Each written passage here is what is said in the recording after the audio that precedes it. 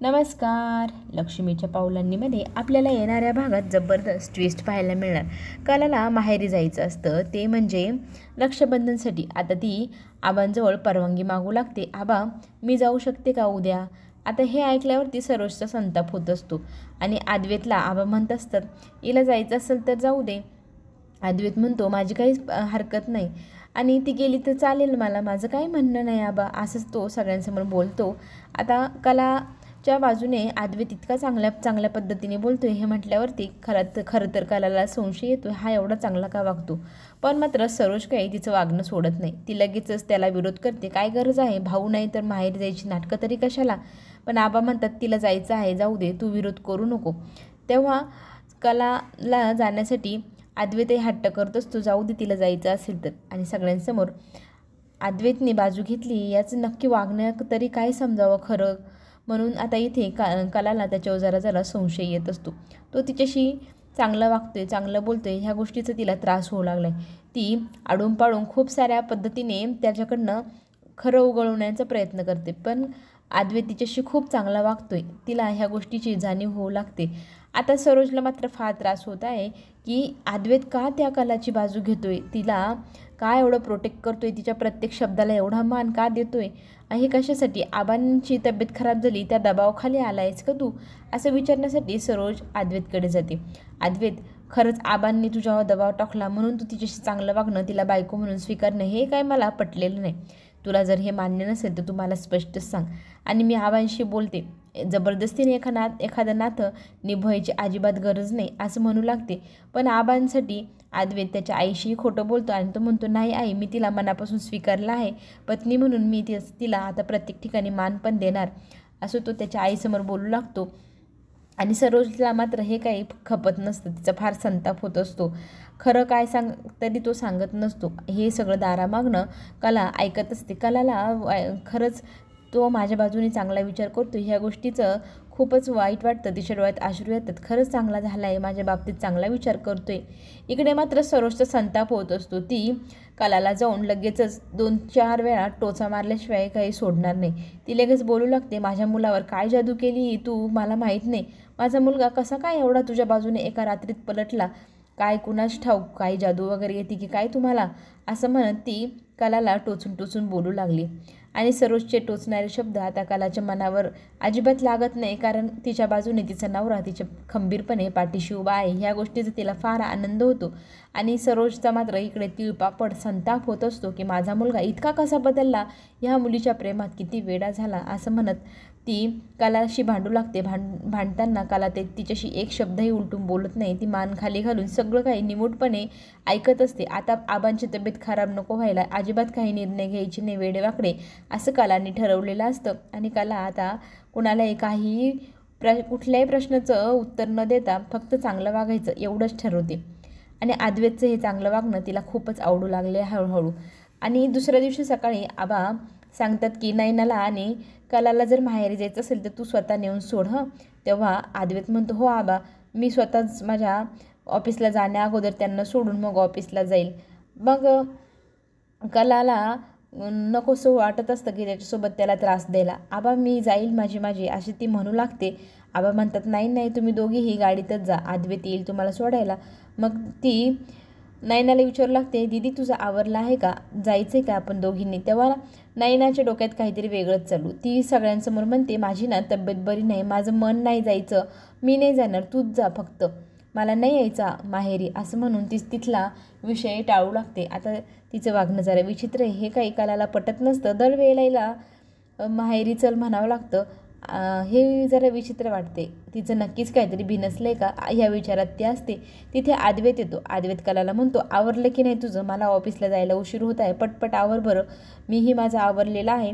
तेव्हा कला तिची आवराआवरी करत असताना आता इकडे अद्वैतच्या मनात एक विचार येतो, कलाला पैसे द्यावा की काय, कारण ती खूप दिवसापासून पैसे सानिकाकडे मागत होती. तिला गरज असेल कसली, तिच्या आईला वडिलांना, या गोष्टीचंही त्याला एक खंत वाटत असते की तिच्या आईवडील किती हमालीचं कष्टाचं काम करते, हे पैसे तिला दिले तर ती तिच्या आईवडिलांना मदत करू शकेल. ह्या विचाराने तो कलाला थांबवतो आणि तिच्या हातामध्ये पैशांचं पॉकेट ठेवतो.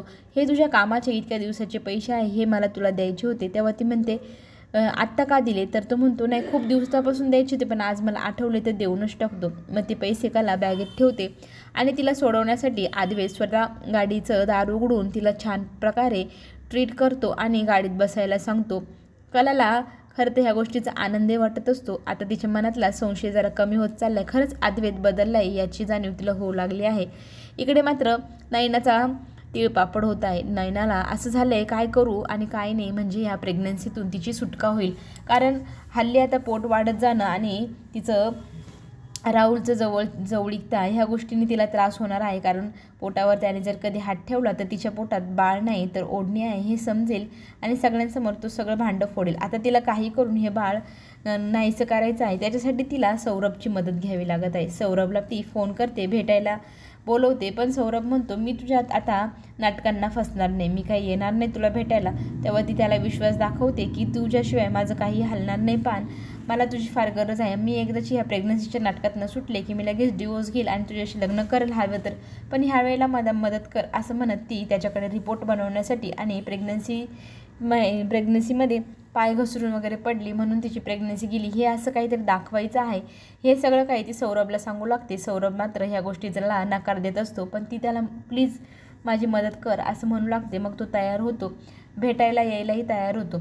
इकडे नयनाला काही करून ह्या गोष्टीपासून कसा पिछा सोडता येईल हा असा तिला झाला आहे. ही प्रेग्नन्सी हल्ली आता तिच्या गळ्यात पण येऊ लागली आहे. इतके दिवस हे पोट वाढण्याचं आणि जवळ आलेल्या राहुलला किती वेळ बाजूला करणार या गोष्टीच्या टेन्शनमध्ये घालवणार. खरं तर राहुलचं पण तिला टेन्शन आलं आहे.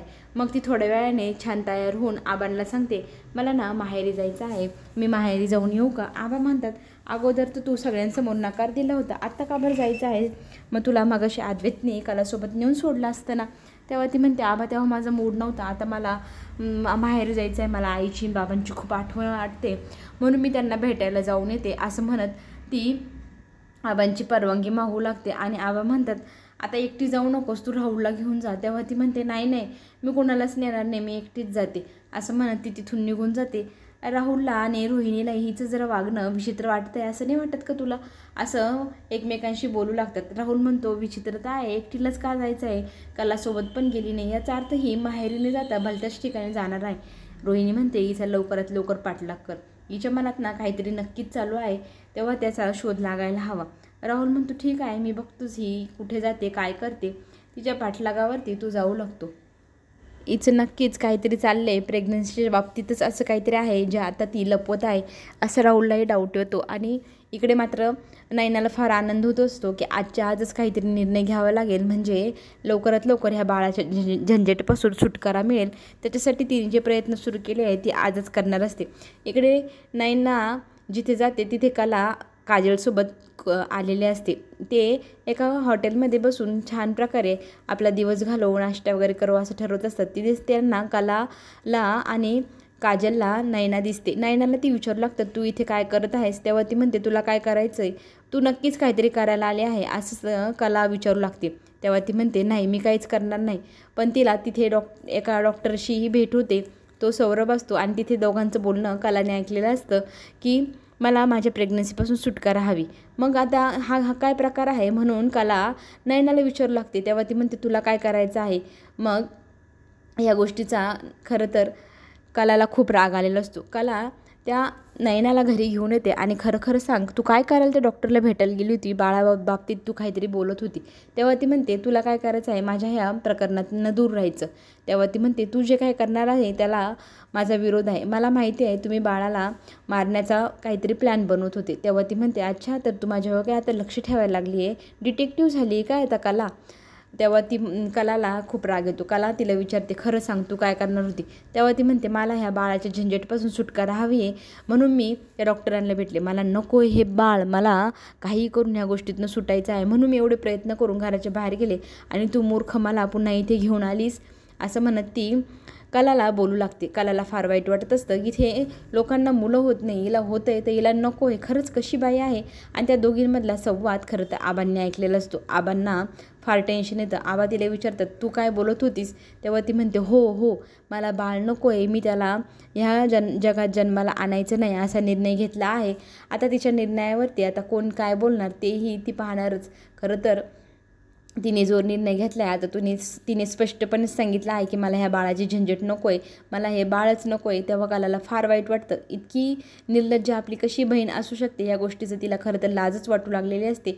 आबांसमोर स्वतः ती तिच्या तोंडाने सांगते की मला बाळ नको आहे आणि आता चांदेकरांचा वंश जन्माला घालायचं नाही असं म्हटल्यानंतर आबांचा संताप होतो. आता आबांनी जो निर्णय घेतला आहे तो खरं तर खूपच भयंकर आहे. त्या निर्णयाने नयनाचं आणि कालाचं आयुष्य पूर्णपणे बदलून जाणार हे मात्र नक्की. आता पुढे काय होणार पाहण्यासाठी चॅनलला नक्की सबस्क्राईब करा, म्हणजे नवनवीन व्हिडिओ तुमच्यापर्यंत लवकरात लवकरच पोहोचतील. चला तर मग आपण पुन्हा भेटूया. धन्यवाद.